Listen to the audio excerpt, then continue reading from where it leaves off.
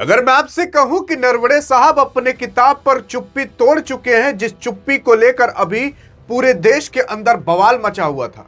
हां, क्योंकि आपके नरवणे साहब एक किताब लिखे रहते हैं और उस किताब को लेकर आपके राहुल गांधी चाहे पार्लियामेंट हो चाहे रोड हो, हर जगह इस किताब को लेकर दिखा रहे हैं कि देखिए इसमें क्या लिखा है, क्या लिखा है।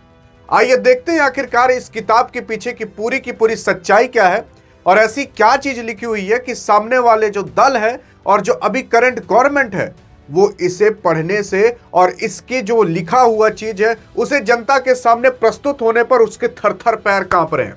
और ऐसा नरवणे साहब ने क्या लिख दिया कि सरकार उसे पब्लिश ही नहीं होने दे रही। देखने की कोशिश करोगे तो अभी आपके राहुल गांधी साहब हमेशा कोई ना कोई एक छोटा से छोटा मुद्दा लेकर चले आते हैं। मुद्दा क्या होता है?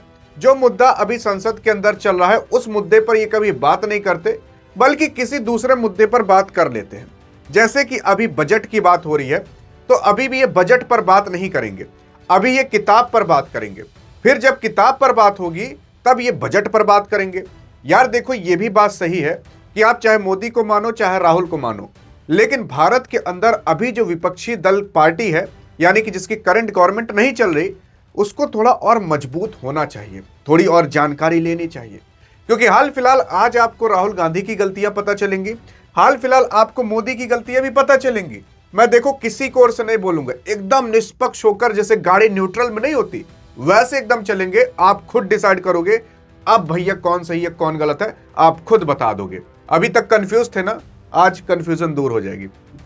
असल में कुछ दिन पहले आपके राहुल गांधी साहब एक तो मैगजीन पाते हैं, उस मैगजीन के अंदर जो नरवणे साहब हैं उनकी जो किताब की 4 पंक्तियां थी वो लिखा हुआ था। उस किताब में कुछ इस तरीके से लिखा हुआ था कि कुछ समय पहले गलवान घाटी पर जब 2020 उसके अंदर आई थिंक भारतीय सेना चीन के बॉर्डर पर खड़ी थी तो चीन के टैंक जो थे वो पहाड़ पर चलना चालू हो गए थे। फिर इंडियन आर्मी ने उसे देख लिया था और इंडियन आर्मी के उस टाइम चीफ हुआ करते थे मनोज नरवणे साहब। मनोज नरवणे साहब कॉल करते हैं, कॉल करने के बाद किसके पास? सरकार के पास। तो उस टाइम मोदी की सरकार रहती, अभी भी मोदी की सरकार है, वही कोरोना काल का टाइम थोड़ा चल रहा था। फोन करते हैं तो डिफेंस मिनिस्टर और बाकी अन्य लोग बात करते हैं। फिर बाद में कॉल जाता है मोदी जी के पास। फिर मोदी जी कहते हैं जो आपको ठीक लग रहा हो करो। अब आप ये बताइए इसमें कमी है कि कोई मजबूती है? क्योंकि अगर नरवणे साहब यहां पर कहते हैं कि उस टाइम मैं अकेला फील कर रहा था, अकेला इसलिए मैं क्या करूं, मैं असहज हो गया था, मुझे समझ नहीं आ रहा था। लेकिन आप खुद बताइए कि बॉर्डर पर अभी कौन है? नरवणे साहब हैं। उस टाइम सही फैसला कौन ले सकता है? नरवणे साहब ले सकते हैं। कि मोदी यहां दिल्ली में बैठकर ले सकते हैं कि नहीं, गोली आती है आने दो, तोप आता है आने दो, तुम मत मारो, मत मारना तुम। अरे ये क्या कहते कि ये कहते कि सीधा ठोक दो, ये भी नहीं कह सकते थे। अब वो उस सिचुएशन में नहीं थे और नहीं देख पा रहे थे। एक ये भी पक्ष हो सकता है और दूसरा ये भी पक्ष हो सकता है कि आपके मोदी साहब बात करते चीन से और फिर उसके बाद कुछ डिसीजन करते, लेकिन उस टाइम मान लेते हैं हाथापाई तब तक हो जाती। और अगर इंडियन आर्मी को ऑर्डर ना मिला होता तो इंडियन आर्मी बिना ऑर्डर के कुछ कर भी तो नहीं सकती थी, कि कर सकती थी? आप ही बताइएगा। तो यहां पर आपके मोदी साहब जो डिसीजन लिए, अब आप बताइएगा सही डिसीजन लिए कि गलत, कि आर्मी के हाथ में छोड़ दिए कि आपको जो सही फैसला लगे। अब आप खुद बताइएगा। मोदी साहब थोड़ी ना आर्मी धुड़ुम धुड़ुम धुड़ुम वाली प्रैक्टिस किए हैं कि ऐन वक्त पर क्या करना चाहिए। नरवणे साहब को यह पता होना चाहिए कि हमें क्या करना है इस टाइम। जी हां, क्योंकि अभी उस टाइम वो वहां बॉर्डर पर खड़े हैं। लेकिन 4 पंक्ति आदमी निकाल कर उसके बारे में हेडलाइन बनाकर देश के अंदर ऐसा प्रस्तुत कर देगा कि जैसे लगे कि भैया यही सही है और सब गलत है। मैंने आपको मोदी वाला भी पक्ष बता दिया, राहुल गांधी वाला पक्ष बता दिया। अब आप खुद समझ गए होंगे कि उस ऐन वक्त पर सही डिसीजन कौन ले सकता था। अरे मान लेते हैं कि आप और हम यूपी बिहार में बैठे हैं, पाकिस्तान के बॉर्डर पर कुछ आतंकवादी आ रहे हैं या पाकिस्तान के लोग आ रहे हैं। अब वहां पर आपको क्या करना चाहिए? वहां की जो आर्मी होगी, जो कंडीशन देख रही होगी, वही सही डिसाइड कर पाएगी कि आप यहां यूपी में बैठकर डिसाइड कर पाओगे? पता लगा वो 2 कोस दूर हो या 200 किलोमीटर दूर हो, आप दूरबीन से देख लिए तो थोड़ी ना मार दोगे। यहां डिसीजन दे दिए, मार दिए, पता लगा वो लोग अपने ही देश में। तो उस टाइम जो आर्मी है वही सही डिसाइड कर पाएगी। आई थिंक इस वजह से वो कहेंगे कि जो आपको ठीक लगे वो करिए। फिर उसके बाद हाथापाई होती है। ऐसा बताया जाता है कि भारतीय सेना के 20 जवान और अभी तक चीन ने ही बताया है कि उसके कितने जवान मारे गए थे, लेकिन हाँ, भारत के भी और चीन दो के दोनों को मारे गए थे। उस टाइम इतनी हाथापाई हुई थी और उसी चीज को लेकर आपके राहुल गांधी साहब लेकर उतर चुके हैं। आपके राहुल गांधी साहब तो ये भी लेकर उतर चुके हैं कि इंडिया यूएस की ट्रेड डील हो गई। आपके राहुल गांधी साहब ये नहीं बताएंगे कि इंडिया यूरोप की ट्रेड डील हुई, उसमें क्या अच्छी बातें हुई। जो अच्छी बातें हुई उसके लिए चर्चा नहीं, जो खराब चीजें होंगी उसके लिए चर्चा, और करनी भी चाहिए। लेकिन अभी आप ये भी मान लीजिए कि भारत के अंदर जो विपक्षी दल है ना, उसे और मजबूत होना चाहिए। क्योंकि देखो, अगर गाड़ी चल रही है तो गाड़ी में ब्रेक जानते हो किस लिए होता है? ब्रेक इसलिए होता है ताकि आप गाड़ी धीरे धीरे चलाओ, इसलिए नहीं होता। ताकि आप गाड़ी तेज चला सको, इसलिए ब्रेक होता है, क्योंकि इमरजेंसी कंडीशन में आप उसे मार सको।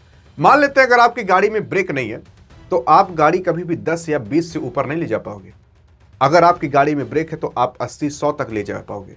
वैसे ही देश के अंदर एक जो करंट गवर्नमेंट चल रही है, मान लेते हैं वो अपने देश को 100 की स्पीड से बढ़ा रही है, लेकिन बीच में कहीं गलती करेगी तो ब्रेक की तरह विपक्षी दल को काम करना चाहिए कि यहां आप गलत कर रहे हो, तो वो थोड़ा ब्रेक मारेगी, उसको सुधारेगी, फिर आगे बढ़ेगी। समझ आ रहा है ना? वैसे ही आपके राहुल गांधी साहब को भी काम करना चाहिए, लेकिन एक किताब को लेकर इतना ज्यादा हवा बना देना जैसे देश के अंदर और कोई काम ही ना हो।